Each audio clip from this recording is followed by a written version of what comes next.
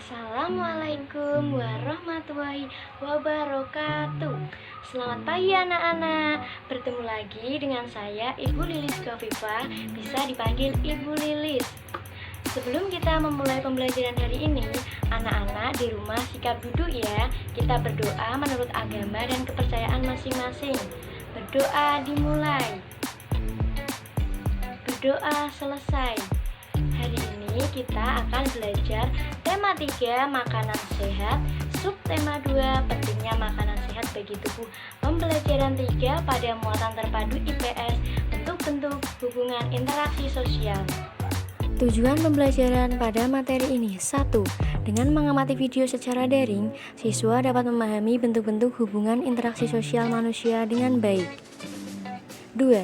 Dengan penugasan individu, siswa dapat menuliskan contoh bentuk-bentuk hubungan interaksi manusia dengan tepat. Nah, pasti anak-anak bertanya-tanya, apa sih itu interaksi sosial, Bu? Baik, Ibu akan jelaskan satu persatu.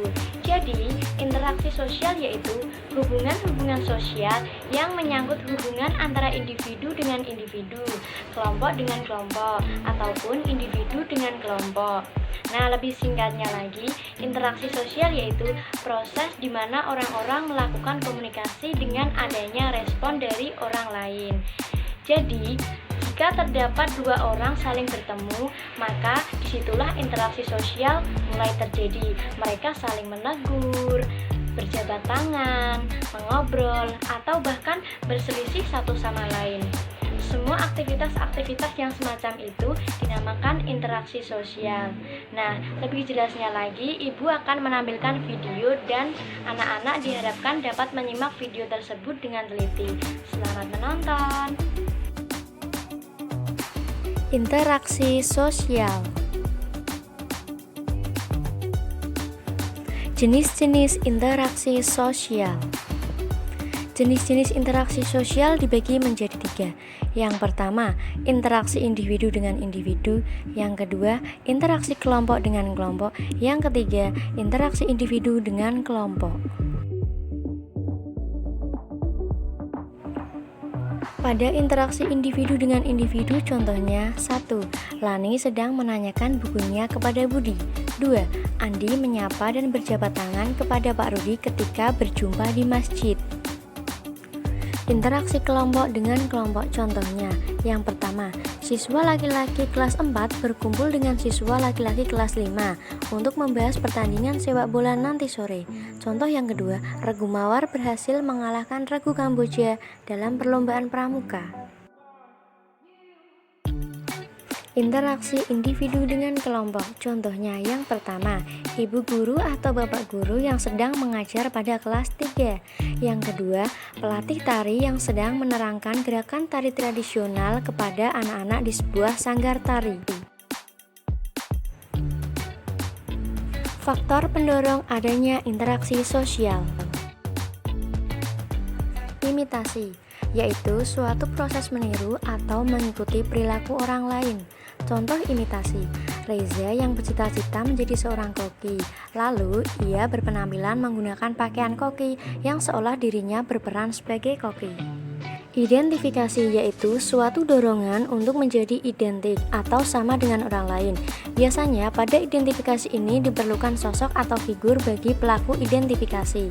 Contoh identifikasi, seseorang wanita yang secara keseluruhan mengubah penampilannya menyerupai Lisa Blackpink, dari rambut hingga style busana yang dikenakan sang figur.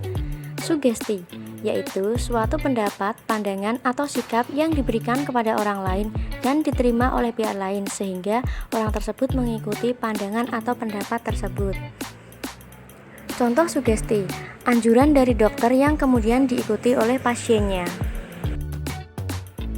Simpati, yaitu rasa tertarik kepada orang lain yang seolah-olah berada pada kondisi orang lain, hingga dapat memunculkan perasaan senang atau sedih. Contoh simpati, Sasa merasa sedih karena kaki kucing kesayangannya terkena pecahan piring. Empati, yaitu tindakan peduli kepada seseorang atau suatu kelompok yang ditandai dengan tindakan nyata. Contoh empati, Kevin menolong Diki yang sedang terjatuh dari sepeda dan mengantarkannya pulang ke rumah. Syarat terjadinya interaksi sosial. Dalam proses interaksi sosial, terdapat syarat-syarat yang harus terpenuhi agar interaksi tersebut terjadi. Ada dua syarat utama terjadinya interaksi sosial, yaitu yang pertama kontak sosial, yang kedua komunikasi.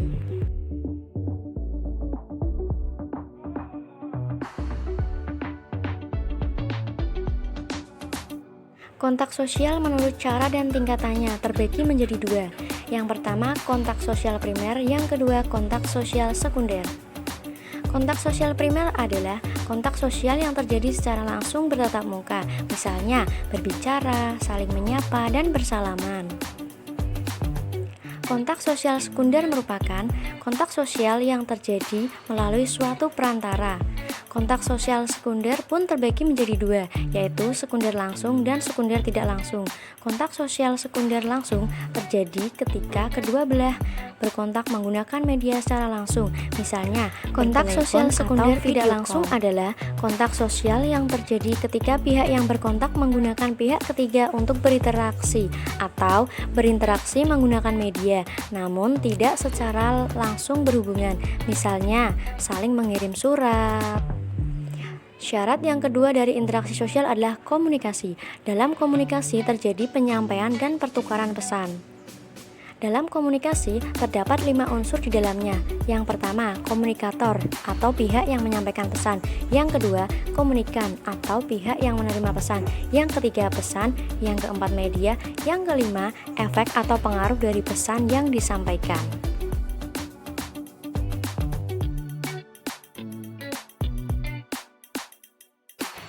Bagaimana anak-anak, sampai di sini ada yang ditanyakan tentang materi interaksi sosial? Jika ada pertanyaan, nanti boleh disampaikan pada grup WhatsApp kelas ya. Sekarang Ibu ada tugas buat anak-anak. Silakan siapkan buku dan alat tulis. Kemudian catatlah pertanyaan-pertanyaan yang Ibu berikan. Sudah siap anak-anak? Ibu mulai ya. Pertanyaan nomor 1. Jelaskan pengertian interaksi sosial.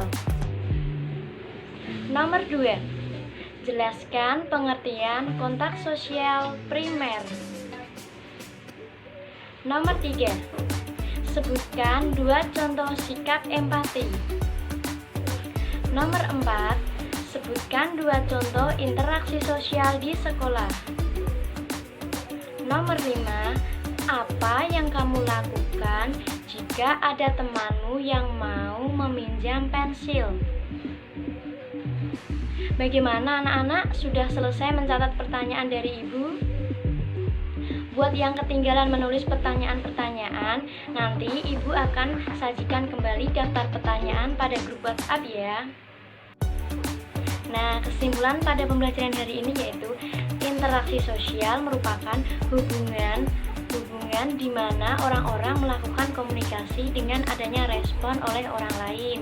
Misalnya saja, bertegur sapa, berjabatan tangan, saling berselisih pun itu dinamakan interaksi.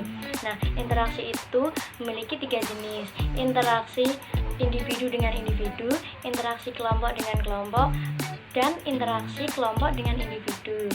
Nah, untuk pengumpulan tugasnya nanti bisa melalui kontak person di nomor Ibu ya. Jangan di grup ya anak-anak. Tulis yang rapi, nanti difoto terus dikirim. Nah, Ibu cukupkan pembelajaran hari ini. Tetap semangat belajar di rumah, jaga kesehatan dan selalu berdoa agar masa pandemi ini segera selesai sehingga kita dapat berjumpa kembali di sekolah tercinta. Wassalamualaikum warahmatullahi wabarakatuh. Sampai jumpa.